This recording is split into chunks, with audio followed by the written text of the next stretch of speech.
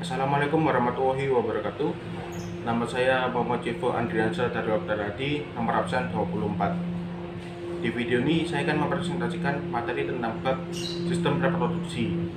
Yang pertama terdapat organ reproduksi laki-laki. Di dalam organ reproduksi laki-laki terdapat bagian-bagian dan fungsinya. Bagian pertama terdapat lubang penis. Lubang penis berfungsi sebagai saluran kencing atau urin sekaligus tempat keluarnya sperma. Yang kedua terdapat testis. Testis adalah alat kelamin bagian dalam yang berfungsi untuk memproduksi hormon testosteron. Yang ketiga terdapat skrotum. Skrotum berfungsi sebagai menjaga suhu testis agar sesuai untuk memproduksi sperma. Yang keempat terdapat vesikula seminalis. Vesikula seminalis merupakan kelenjar yang menghasilkan zat yang berisi basa atau alkali. Yang kelima terdapat epididymis. Epididymis adalah saluran yang keluar dari testis. Fungsinya sebagai tempat penyimpanan sperma sementara. Yang keenam terdapat saluran uretra. Saluran uretra merupakan saluran akhir reproduksi. Perannya sebagai saluran keluarnya sperma dan urin. Yang ketujuh terdapat kelenjar prostat.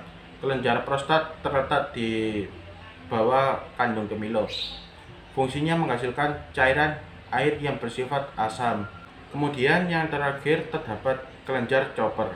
Kelenjar chopper fungsinya melindungi sperma dengan cara menetralkan urin. Sekian dari saya.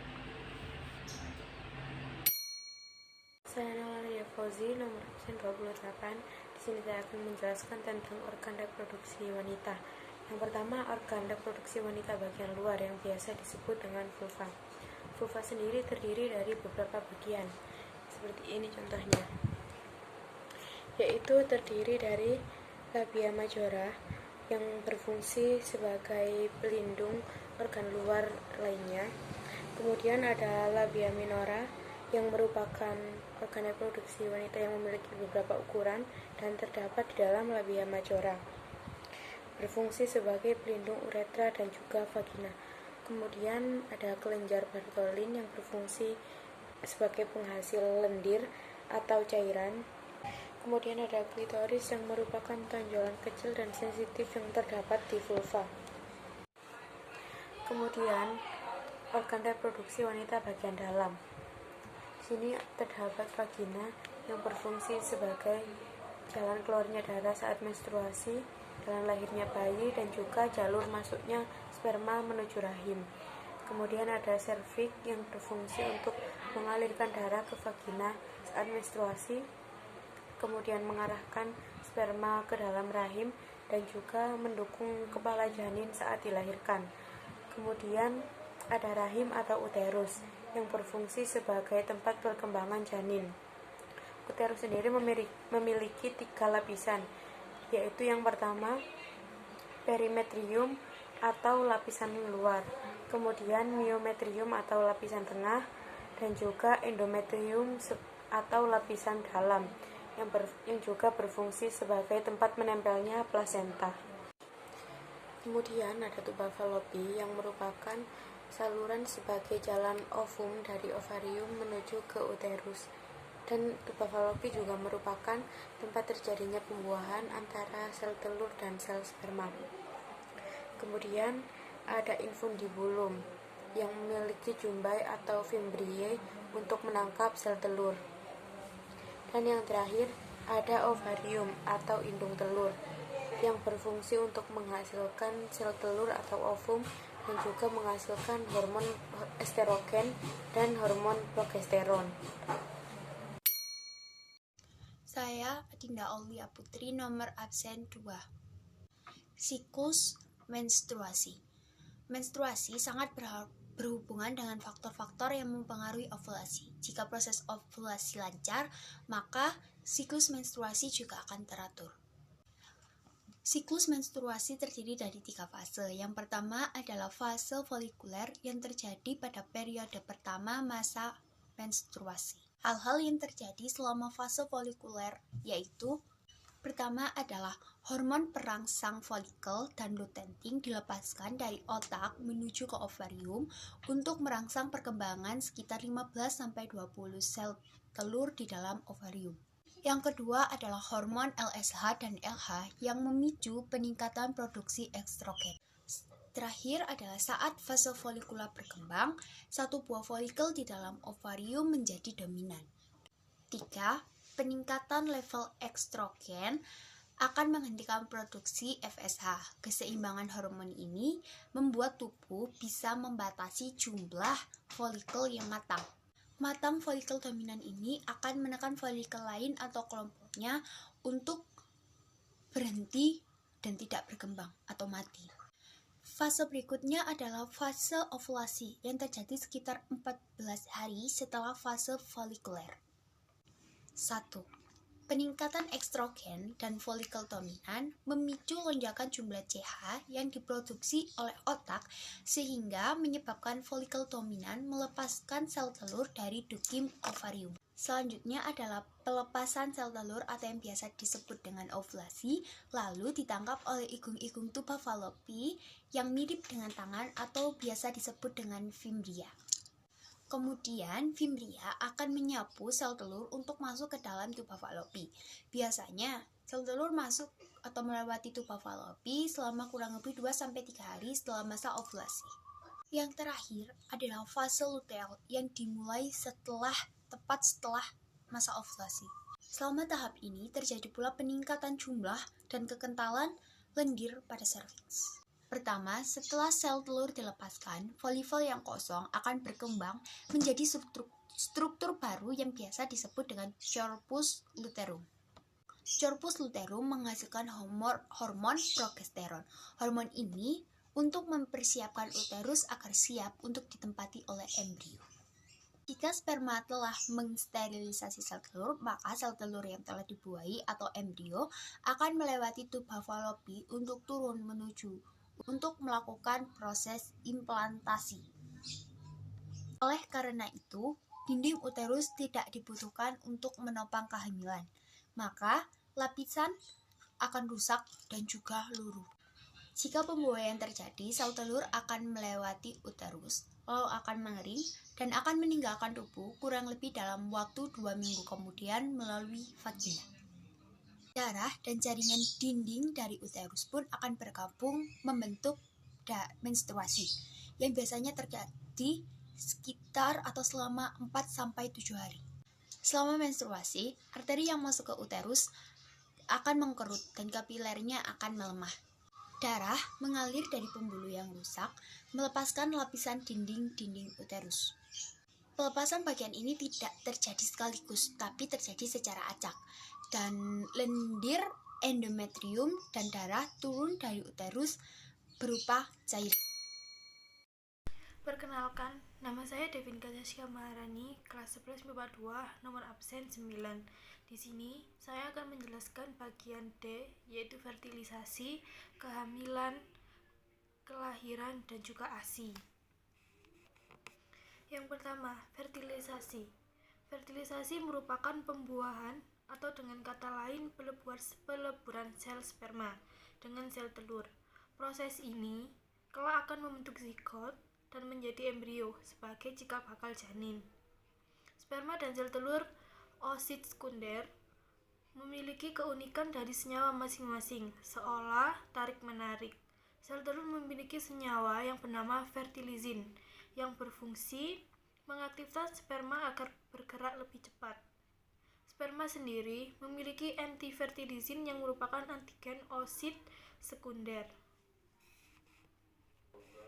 Yang kedua yaitu kehamilan. Lama kehamilan pada umumnya berkisar 266 hari atau 38 minggu. 2 minggu setelah proses fertilisasi, zigot membelah secara mitos dengan cepat dari 2 sel, 4 sel, 8 sel, sampai 16 sel, kemudian 32 sel.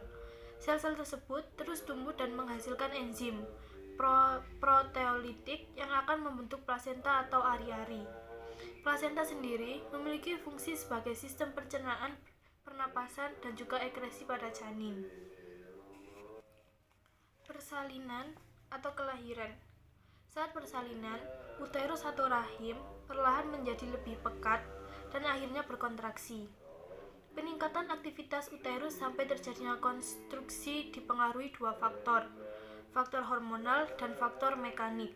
Adapun hormon yang mempengaruhi yaitu hormon estrogen, hormon yang dihasilkan plasenta, oksitosin, hormon yang dihasilkan hipofisis ibu dan janin, hormon protaglandin, hormon yang dihasilkan membran janin, relaksin atau hormon yang dihasilkan corpus uterum pada ovarium dan plasenta.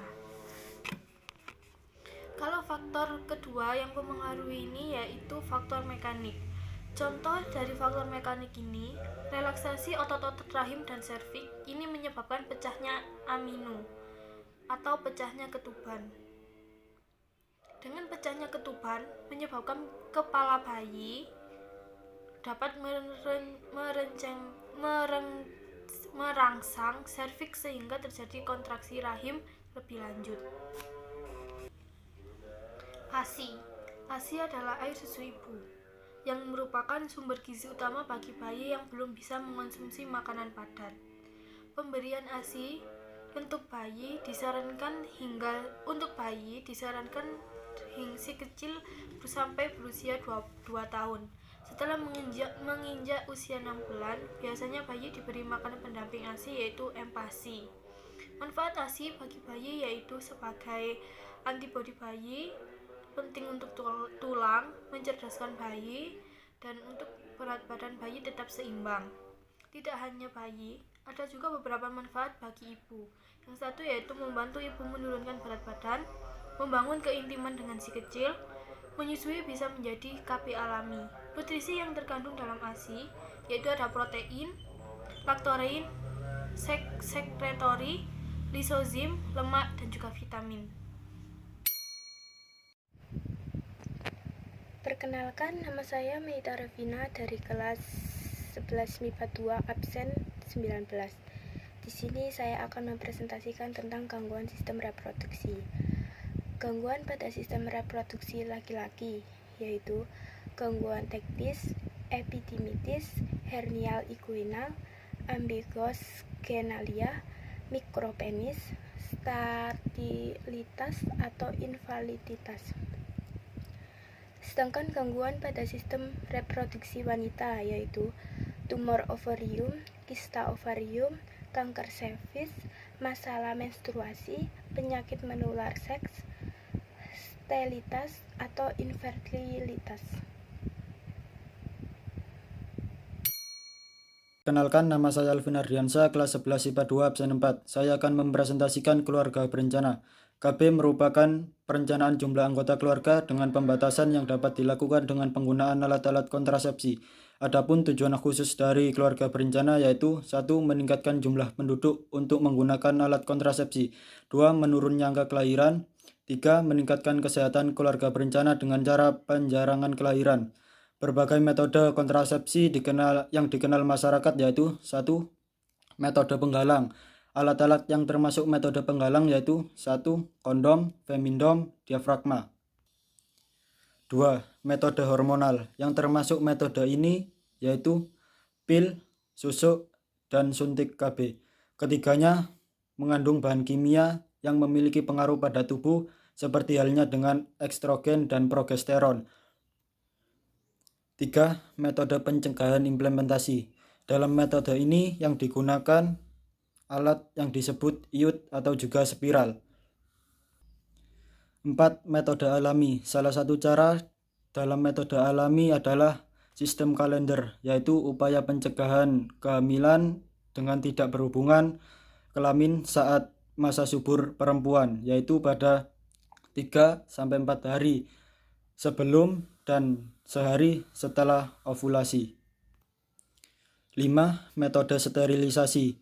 Metode sterilisasi meliputi 1. Vasektomi, merupakan pembedahan untuk memotong atau mengikat saluran sperma. Ini adalah gambar tubektomi, yaitu pembedahan untuk memotong atau mengikat saluran sel telur. Sekian dari kelompok kami akhiri ya. Wassalamualaikum warahmatullahi wabarakatuh.